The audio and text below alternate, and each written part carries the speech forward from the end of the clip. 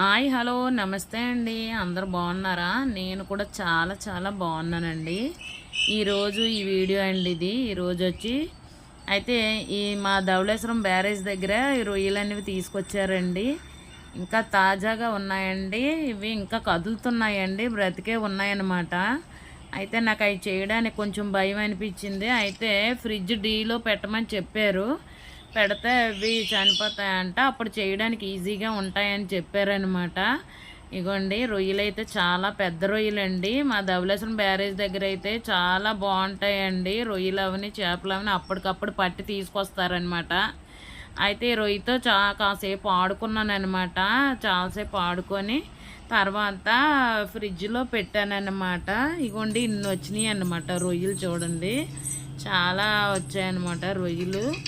ఉండొచ్చండి కేజీన్నర అలా ఉండొచ్చండి రొయ్యలు వచ్చి. ఇవ్వండి చాలా పెద్ద రొయ్యలండి. అయితే డీలో పెడదామనేసి తీసుకెళ్తున్నాను అనమాట. డీలో పెడుతున్నానండి.